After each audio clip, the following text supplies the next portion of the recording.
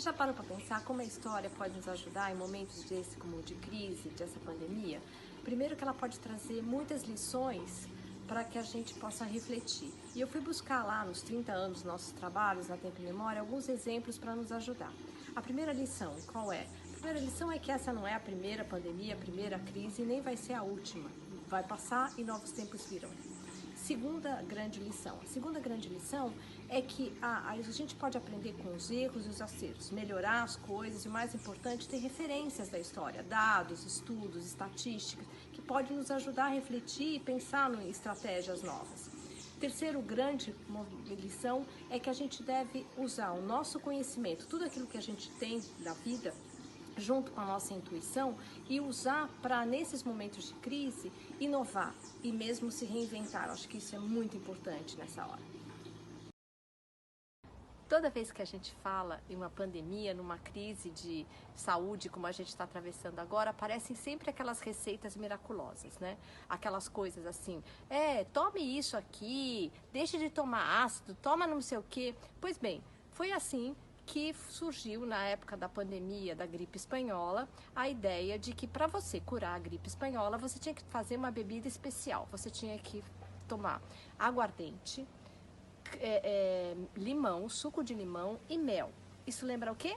Exatamente, a caipirinha. Pois bem, a caipirinha leva esse nome exatamente porque nessa época também fazia muito sucesso uma peça de teatro chamada Caipirinha. E assim nasceu a nossa caipirinha na gripe espanhola.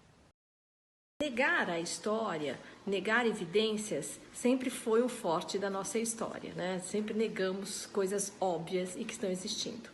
Mas uma das grandes lições eu aprendi quando fiz a história da Catedral Evangélica de São Paulo dos 150 anos. Foi uma lição de liderança, de responsabilidade social.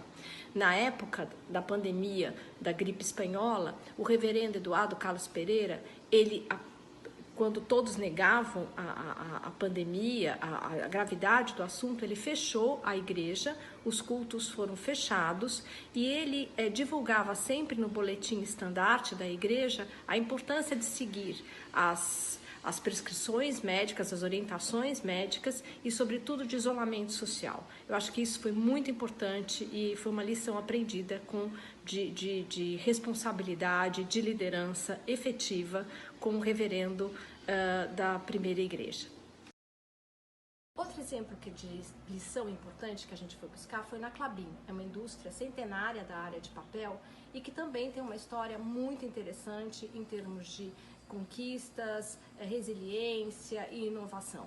Em plena Segunda Guerra Mundial, eles montaram uma fábrica que foi considerada a maior fábrica na época em Telêmaco Borba para produção de papel e imprensa. Então eles enfrentaram 1000 dificuldades, inclusive uma das máquinas teve o seu navio, foi afundada com um navio por bombardeio alemão, né? E era a primeira máquina deles, e eles conseguiram produzir o papel e imprensa no Brasil em 47. E hoje em dia, a Klabin mantém essa mesma atitude, esse mesmo espírito de resiliência, essa mesma determinação, dando foco na sua produção, essencial no Brasil, nesse momento do Brasil, que era o papel para embalagem, também buscando alternativas, como por exemplo, a questão do álcool gel a partir da celulose, e sem tirar o seu foco, a sua visão para o futuro, inclusive não só aumentando a sua produção, como também adquirindo a International Paper agora no início de abril.